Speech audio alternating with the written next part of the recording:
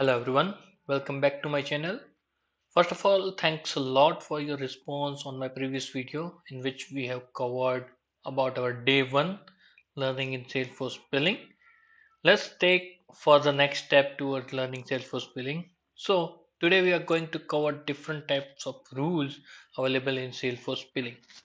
So this was the agenda that we covered in our last video as well. Okay, we covered what is billing, right? What gets included in billing in Salesforce billing. Okay. This was the end-to-end process in which we did the setting up accounting part in last video. Now we are going ahead with rules and treatment in this one, and then moving forward we'll be covering other parts. So setting up accounting that we have seen what needed, legal entity at an integral part of Salesforce billing that we also covered. We covered finance books. We also covered finance period as well in last video. We also covered GL account, tax rate, and now we are moving forward to the GL rule and GL treatment to start our session with. So what is GL rule? So GL rule refers to the way in which Salesforce billing stores the transactional data to the finance book. So previously, when we were not maintaining any software, we were maintaining the books, right? We were maintaining general ledgers, right? So for maintaining those general ledgers, we'll use this GL rules. Okay. Now, what is GL treatment? So GL treatment is the record that gets created in related to GL rule and which contains following details like credit GL, debit GL, a legal entity, and activation detail, whether it is an active treatment or not. Now, credit GL and debit GL, when we purchase something, right, there would be an entry of credit and debit on our side, right? Same would be an entry for the one who sold the item to us, right? So that credit and debit GL, like where to put that entry in our accounting, that will be mentioned in GL treatment. Another thing is legal entity, with which legal entity we are doing the transaction, right? That will be stored in this GL treatment. Let's have a look at a GL rule. So this is a standard GL rule which says like the name is SFDC learning GL rule. It shows whether it's an active or not. If any note we want to put, we can put some note related to this GL rule. And if we go over here, we'll see a record of GL treatment. Okay. If we open that, we can see note. If any note is there, we can mention the note over here. Activation detail, as we talked about, whether it's an active rule or not. The GL entity, with for which entity this is the GL treatment created for, that comes here.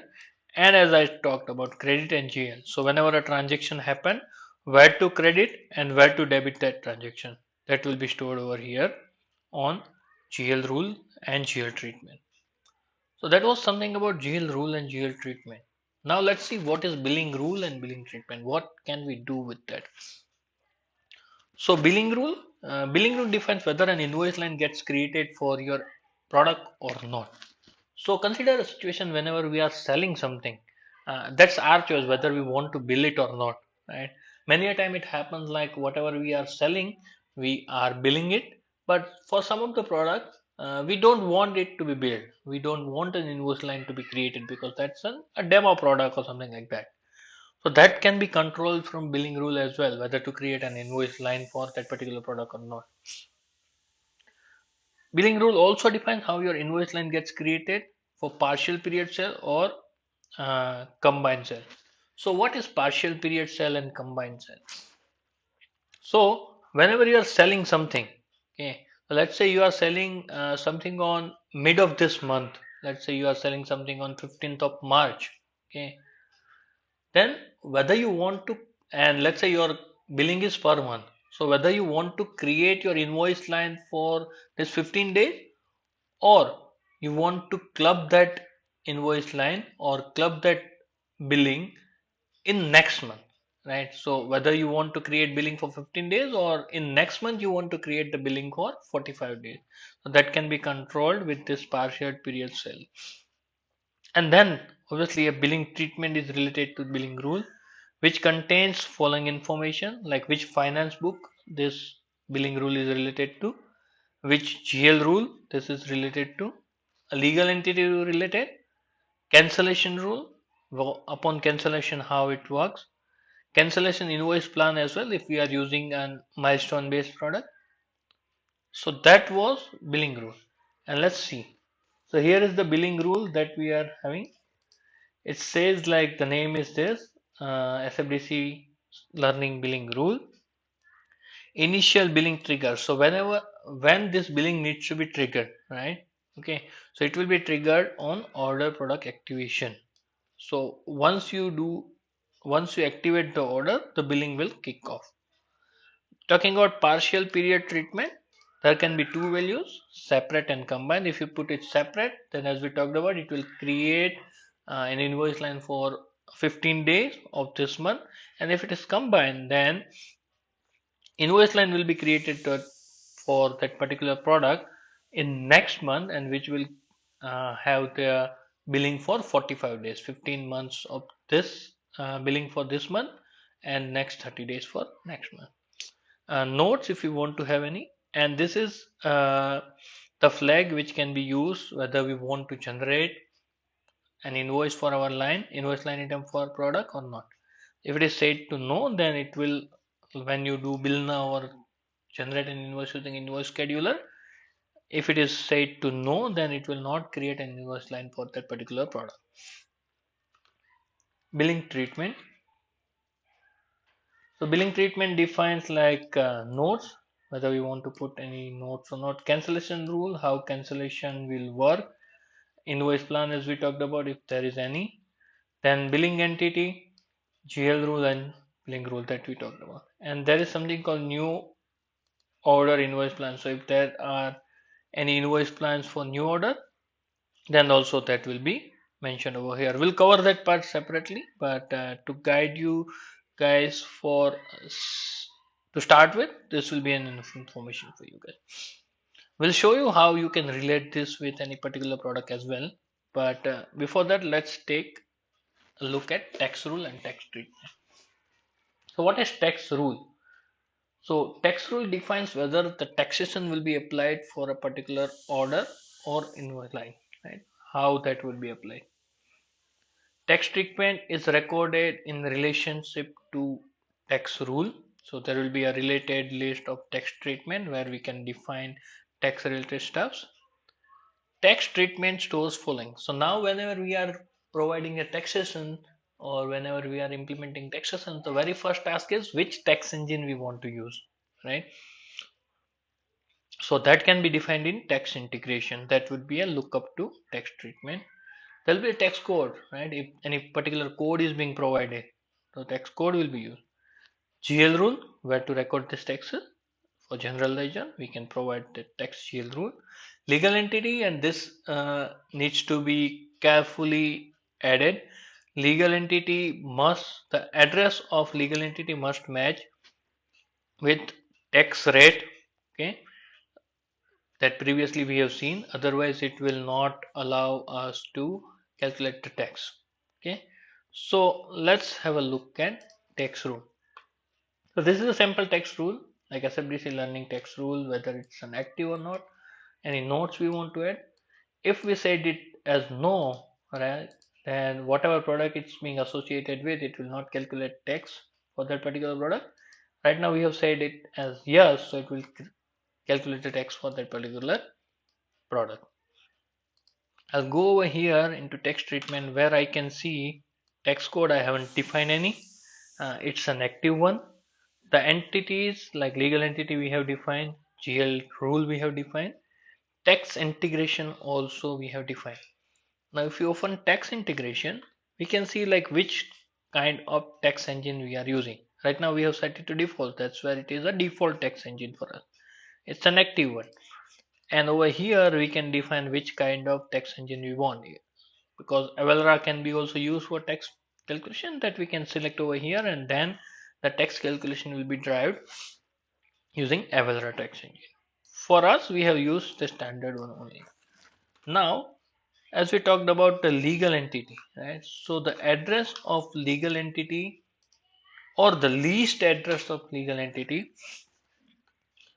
must match with tax rate that's being defined. So here is the tax rate that we have created last week, which is applying 10% of taxes, right? So if you have seen over here, the least data of legal entity is matching, like Ahmedabad, Gujarat, India, and postal code. Ahmedabad, Gujarat, India, and postal code are matching. This is necessary.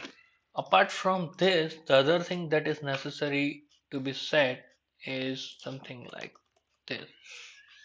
If we go to install product and let's go to billing related stuff. So I'll go to Salesforce billing. So whenever we assign legal entity with a particular order product, it will first check whether these addresses are matching for tax rate. It will also check there is a setting where to check that address. So let's wait for a while. Meanwhile, let me open any particular account if I have. Okay, here you go, it's loading. I have an account. With account we have several details as well. Since lightning is a bit slow, we're getting time. And over here we are having addresses like billing addresses, shipping addresses, and that will be carry forwarded to quote and order when you create the data. Now over here there is something called test calculation is based on. So whenever a legal entity is populated, it will check for addresses. Okay. It will also check the address verification of legal entity on this one. So if it is like order account billing address, so whatever address is copied from here to order, it will check if the least address mentioned over here is matching that particular address, then only it will identify the tax rate and it will calculate the taxes. Otherwise it will provide us an error. So make sure you guys populate this field as needed, right, and maintain the addresses, then only it will be providing us the corrected tax. Otherwise you will end up having an error, tax calculation error. This was regarding to tax and tax rule and treatment. Now let's move forward with the revenue recognition rule. So revenue recognition rule defines how the revenue will get recognized against the payment you receive. Okay. So let's say when we are selling something, we are sending an invoice at the end of the year, we're gonna see like how much revenue we got, right? Whether we got profit or whether we got loss. Right? So how to track that? So those things can be tracked using revenue recognition rule.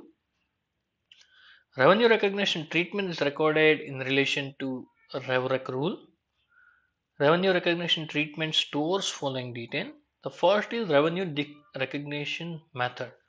So that is an object in which we can define like how that revenue get recognized. Okay, we'll see on the Salesforce screen as well what data we can store over there. Then it stores processing order, like in which order. Let's say you have multiple revenue recognition treatment, in which order to execute. Okay, what type of rule it is, whether it's a percentage based rule or whether it's an amount based rule.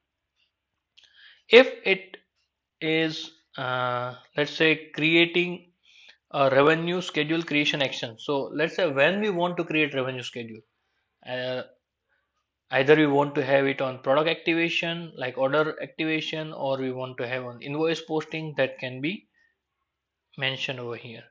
And then revenue GL rule and legal entity that we have to use. So let's just have a look at here. So here is the revenue recognition rule that we have created. It says notes. We can control whether revenue schedules gets created or not for this particular one. Active defines whether it's an active or not. We'll quickly move forward to the treatment, where we can see treatment consists of many things. Let's say notes, whether we want to put any particular note for this. Processing order, like in which order this gets processed. If we have multiple treatment related to one revenue recognition rule, it will be processed in this processing order. Then what type of rule it is, right? It's type of percentage. So how much percent needs to be recognized, right, of the amount. If it is amount, then how much amount needs to be recognized.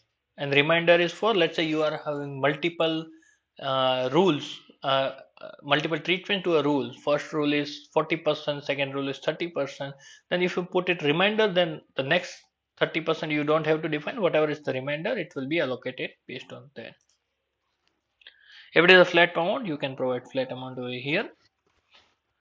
Activation, whether it's an active or not. Revenue schedule creation action.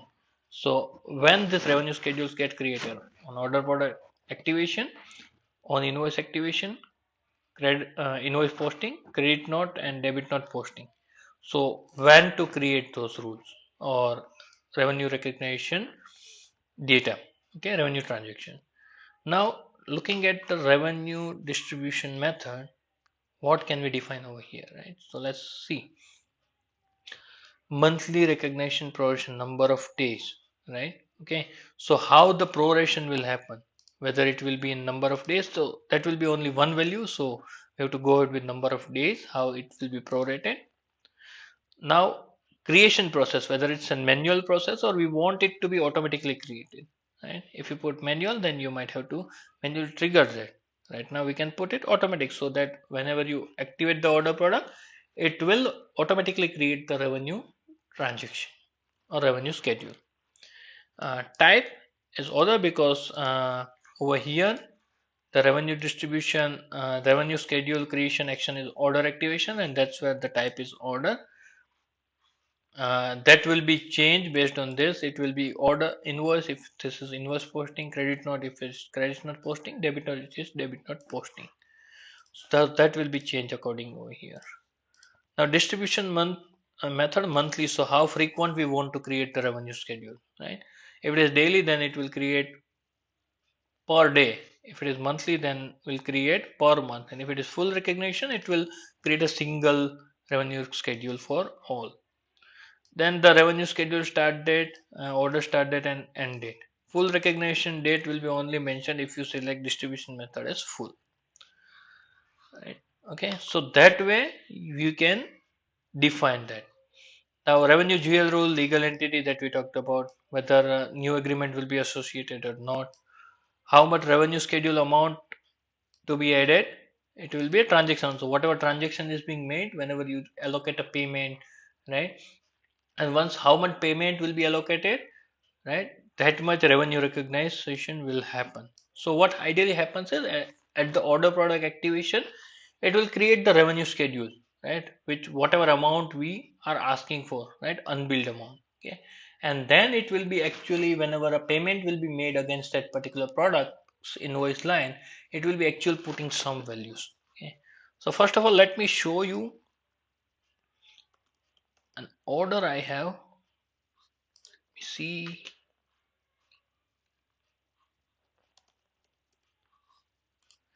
I already have an order.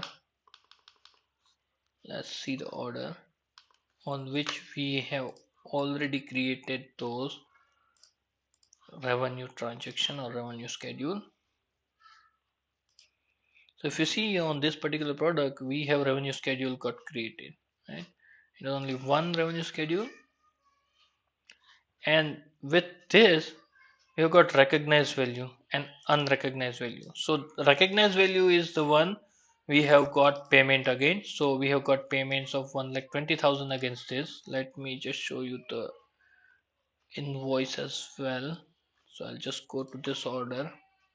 We'll have an invoice, and related to this invoice we'll have an payment allocation of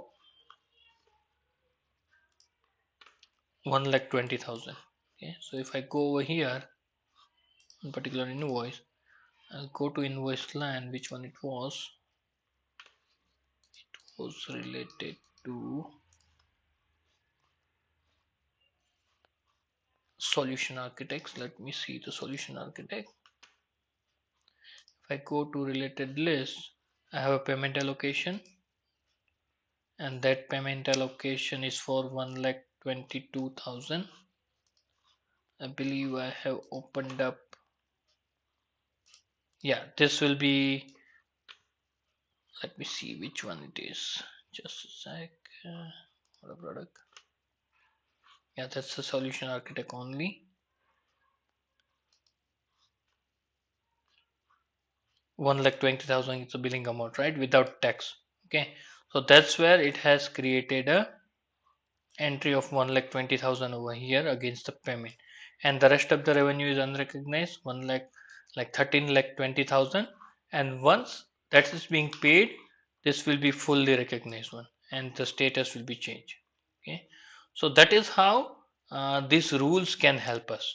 Okay, thank you very much for watching the videos. I'll ask you guys, please like, share and subscribe to my channel if you haven't done, and share it with your connections so that they guys can also learn this thing. Thank you very much.